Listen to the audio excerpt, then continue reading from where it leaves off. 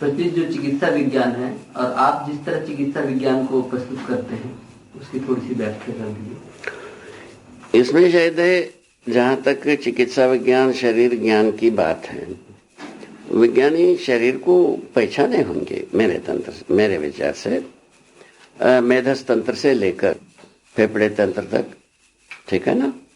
तो फेफड़े तंत्र से लेकर वृक्क तंत्र तक जितने भी तंत्रणाएं हैं, ठीक है, इन सभी तंत्रों को जैसा भी अभी पढ़ाते हैं शरीर के संबंध में, शरीर शास्त्र के संबंध में पढ़ाते हैं, संभव है उसको जीव शास्त्र भी मान लेते हैं या क्या क्या तो कहते हैं, हम नहीं जानते हैं, उसको मनुष्य शास्त्र भी मानते होंगे एक जगह में। आपके अनुसार, आप अभी बोले वही प्रचलित विज्ञान के अनुसार, आपके अनुसार माने प्रचलित विज्ञान के अनुसार, मेरे अनुसार माने मध्यस्थ दर्शन के अनुसार। ऐसा अपन पहले से एक सुगम परिस्थिति को बना ले।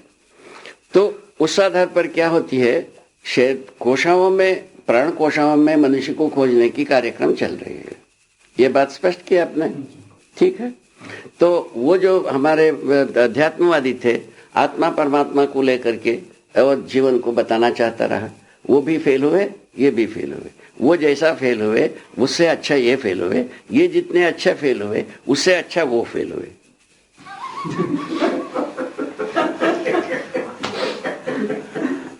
दोनों का बराबरी है, इसमें कोई ज्यादा 32 से 34 दांत हो गया ऐसा नहीं है, 32 है दोनों का 32 ही बाहर है।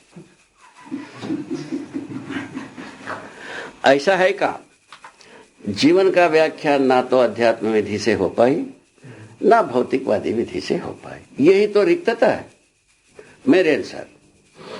यदि कोई भी एक विधि से जीवन का व्याख्या हो जाती, जीवन का स्वरूप समझ में आ जाती, समझाने की विधि तैयार हो जाती, उसके बाद हम जहां जिस दीनहीन स्थिति में पहुंच रहे हैं, दुर्गति में पहुंच रहे हैं, अनिश्चित अनिष्ट घटना के कवलित होने की जगह में जा रहे हैं, यहां हम नहीं पहुंचते, इसके बदले में अवरे कहीं पहुंचते। अभी हम पहुंच चुके हैं, ठीक है। तो उसका मूल ध्रुव क्या है, धरती बीमार होना। धरती बीमार होने के बाद आप क्या कर दोगे, विज्ञान क्या करेगा, ज्ञान है क्या करेगा, मध्यस्थ दर्शन है क्या करेगा। ठीक है, तो धरती बीमार होने के बाद कौन रिपेयरी करेगा, इतना आसान गेम नहीं है। हाँ, ये मध्यस्थ दर्शन इस बात का तो अपना दावा लेकर के खड़ा है। तो मध्यस्थ दर्शन के अनुसार जीवन, मनुष्य यदि अपने को व्याख्या कर लेता है, व्याख्या करने में समर्थ हो जाता है शिक्षा विधि से, उस स्थिति में जिस तरीके से मानवतापूर्ण विधि से जीना बनता है, उसमें धरती को घायल करने वाला कार्य तो बंद हो जाएगी। ये बात की सच्चाई है। और वतने की तो दवाई लेके चला है, अब रह गया कि वो घायल हुआ भाग भरना, वो धरती भरेगी, उसको दर्शन तो भरेगा नहीं। सर, मैं अभी भी कंफ्यूज हो रहा हूँ चिकित्सा विज्ञान के संदर्भ में, कि प्रचलित चिकित्सा विज्ञान काफी हद तक शरीरगत समस्याओं का निराकरण कर चुका है। हाँ, क्या प्रतिभा इसमें इस संदर्भ में मध्यस्थ दर्शन इसको कहाँ पे फिट बैठता है। अरे शरीर है बाबा, जीवन है, अस्तित्व ही है, ये तीन मुद्दा समझ में आता है। इस तीनों के बीच में है विकास क्रम विकास, जागृति क्रम जागृति। कितना मुद्दा हुआ, ठीक है। अस्तित्व है ही, उसको आप नहीं बनाओगे, मैं नहीं बनाऊंगा, हमारा दर्शन नहीं बनाएगा। जो दर्शन वही है जो है, उसका हम दर्शन किया है, जो नहीं है उसका हमने दर्शन नहीं किया है। ठीक हो गया। जो नहीं है उसको आपका दर्शन बताता है, भौतिक दर्शन, ठीक है। आप बोलते हो नहीं था, उसको हम करते हैं, हम कहते हैं जो थी उसी को हम करते हैं। दोनों में अंतर इतने ही है। नहीं है उसको आप कर ही नहीं सकते, ना हम कर सकते। कितना एक ताल ठोकू कार्यक्रम है ये, सोचने की बात है कि नहीं है। तो जो इसमें जो है आगे चल करके जब आपको जरूरत होगी तब हम सोचेंगे। अभी जो जहां तक शरीर ज्ञान के बारे में हमारा असहमति यही है, अभी तक शरीर को विज्ञानी भी काफी अच्छी ढंग से समझे, इसमें कोई शंका नहीं। इसके पहले, विज्ञान के पहले जो आयुर्वेदविद जो शरीर को समझे थे, उससे भी सुस्पष्ट रूप में कई चीज को समझे हैं, इसमें हमारा सहमति है।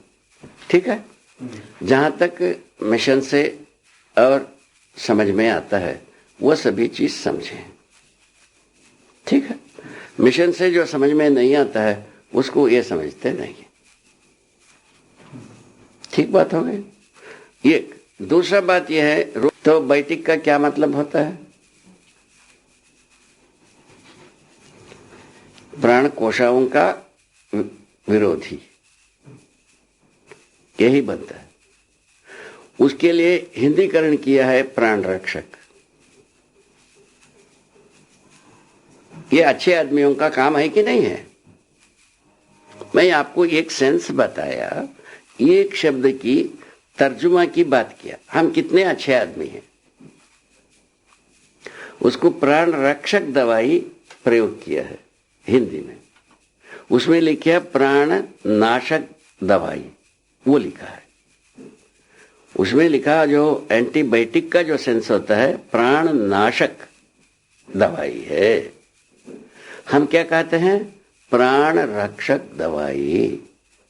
दोनों कितना समीचीन है, कितना समीचीन है रे? सोच लो, हम कितने अच्छे आदमी हैं। ठीक है, एक बात आपको इंगित कराना चाहा। इसमें क्या देखा गया, ये तो पता चला कि इनके प्रयोगों में ये देखे गए जो बैक्टीरिया जो मिलती है उसके ऊपर जो दवाइयां डालते हैं जिससे वो मर जाता है, उसको उस रोग के लिए रेकमेंड करते हैं।